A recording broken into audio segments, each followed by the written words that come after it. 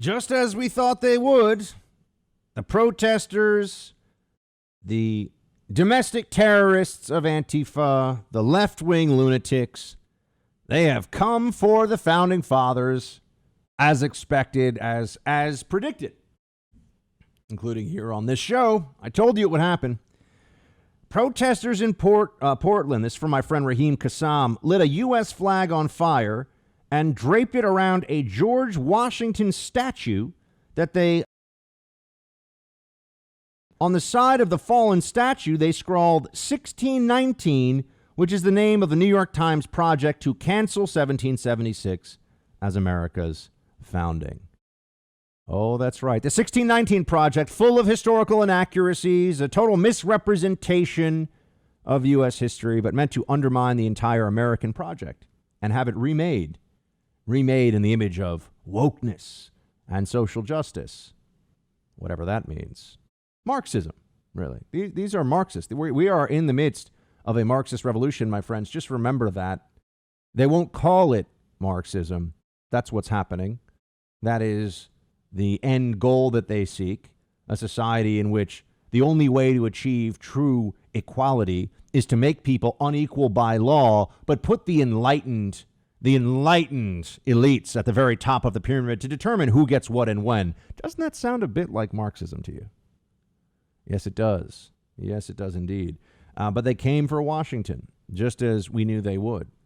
And this is why, to cave to the mob on these issues, as I've said to you, I can't have an issue with a community deciding that they want to, in a fashion that is within order and the rule of law, change a statue, remove a statue. You know, I'm not the statue police.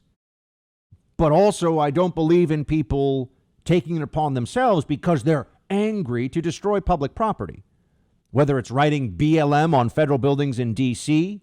with graffiti or destroying statues that have sat there for a very long time.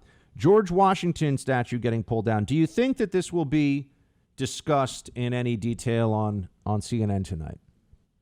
Do you think that the New York Times and other major lib outlets. Remember, the New York Times is providing the rallying cry for these rioting maniacs.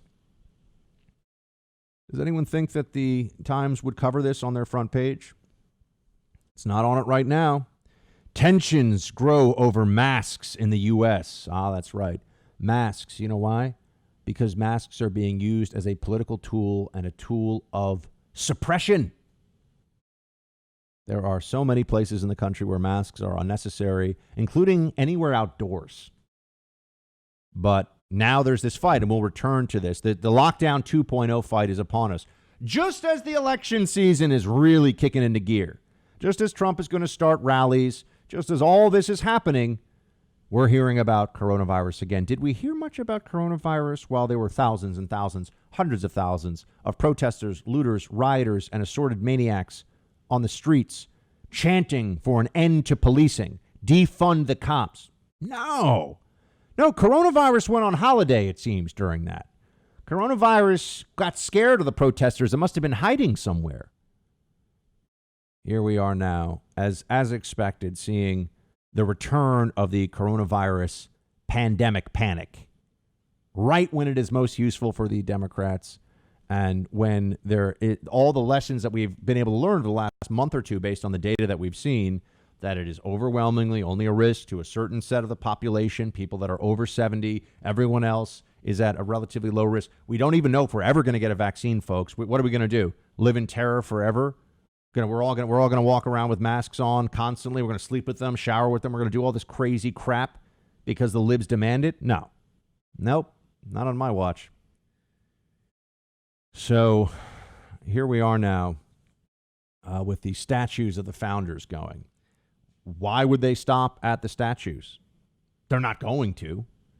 But this is a reminder that those who are believing concessions should be made, let's sign an executive order on policing. Let's have Republicans put forward a police reform bill. No, that's not what they should have done. That was the wrong move, the wrong approach. In response to what's going on here, Republicans should have said, you know what, we're going to have hearings to talk about the destruction of communities. what the looting and rioting has done to small businesses, particularly in minority neighborhoods. Let's have hearings about what this means long-term for real estate values and the school system in these areas. It's going to help or is it going to hurt? We have 40+ million Americans out of jobs, and a lot of them haven't yet figured out that they're not going back to their job because it's not going to be there. As long as these different restrictions are in place, the old economic models that these businesses relied on aren't functioning, will not function. So we're going to have mass unemployment. We have an economy that has to get up and running, or we're going to have even more civil unrest. And there are maniacs who are focusing on tearing down statues. They're going to tear down a Washington statue. Guess what? They're going to have to rename Washington, D.C. next. If you think they won't try, and Washington State and Washington University, all of it. They're trying to erase our history, my friends. That's what's happening. Hey, Team Buck, thank you so much for watching The First on YouTube. If you like this video, please click that little thumbs up button so then it will log as liked. And also, if you want to see more great content from The First, please click subscribe.